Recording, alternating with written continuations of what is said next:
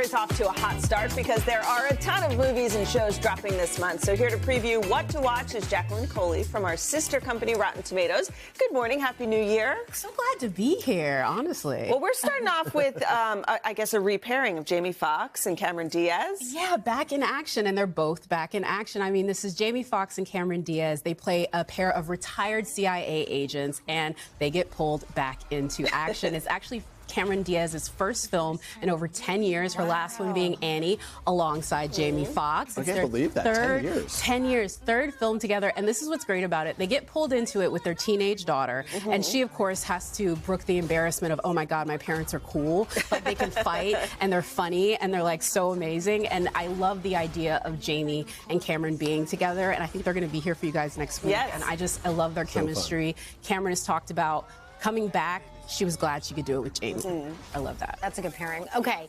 Severance was such a big hit for Apple and Adam Scott. Where is this going in the second season? Well, did you watch season one? I did. We had that explosive season finale. I mean, for folks that don't know, Severance is this show where you have employees of the Lumens company. They're severed from their interior lives and their out lives. And at the end of season one, the inside and the outsides, they start speaking. We start realizing the Lumens company, it's scary. We've got John Turturro, Zach Cherry, Britt Lower, and we kind of find out that, you know, the whistle has been blown. Folks are figuring it out. And in season two, it gets even better. It's a better thriller. 97% certified fresh on season one. I think season two is going to be better. Okay. So these are the two of the biggest names in Hollywood, Will Ferrell and Reese Witherspoon. This movie, I think it's about like a double-booked wedding, right? It's called You're Cordially Invited. Is this rivalry going to be as hilarious as it seems? It really is. I've already seen it. And first of all, Reese Witherspoon and Will Ferrell together in a movie, I think is just a kind of like peanut butter and chocolate pairing that we've always wanted. And yeah, you're right. They're both sort of would-be wedding planners. Will Ferrell is the father of the bride. Reese Witherspoon is the sister of the bride. And they're both type A personalities in different ways.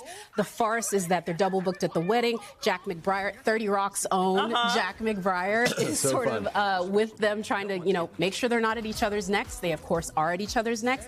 There's a scene in this movie with an alligator that I will tell you is one of the funniest scenes I've ever seen and solidifies the fact that Will Ferrell is one of the funniest humans on the planet. That's a good sell. Yeah, I'm excited for that one. Yeah, it's really funny. Okay, the next one, my kids are obsessed with the Dog Man books, and now we're getting a movie. Okay, I am a recent Dog Man disciple, but this is such an incredible concept. So this is Dog Man, where we have a police officer and his dog. They're in a tragic accident together, and they decide, you know what, perfect solution, we'll put them together. We will make a Dog Man. It is a spin-off of Dave Pikey's incredible popular graphic novel book series that was a spin-off of the Captain Underpants franchise. It's really funny, has great adult humor. We have Lil Rel Howery, Pete Davidson, Isla Fisher, and I will tell you, Pete Davidson in this one is so funny as the most evil cat in existence.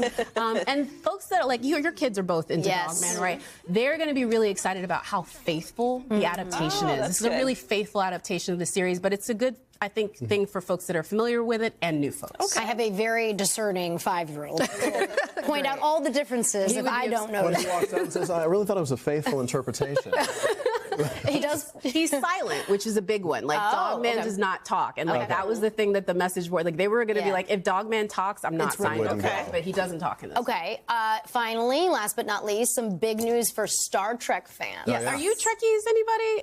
That's a negative, but we're supporters. We're Star Trek supporters. We support you, Jacqueline. I will say Section 31 was intended actually to be a series in the Star Trek universe. This is all happening after the Discovery series, which is actually the first place where we saw Michelle Yeoh as Captain Grigori. And this one is sort of a spin-off movie that they've done because she said to the creator, you know what, I really want a show of my own, and they made it happen. Wow. Yeah. She's having such a moment. I mean, she's been having a moment for quite some time now. Yeah, and the best part about this one, it's Star Trek meets the A-Team. So it's really this idea of, like, Star Trek is this utopian, egalitarian society where they don't need to do things like spy movies, and they can always have, you know, the idea of diplomacy. For this one, though, they're like, sometimes you need to get dirty, and you call Michelle Yeoh.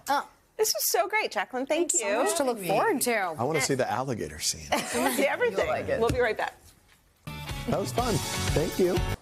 Hey, thanks for watching. Don't miss the Today Show every weekday at 11 a.m. Eastern, 8 Pacific on our streaming channel, Today All Day. To watch, head to today.com/allday or Click the link right here.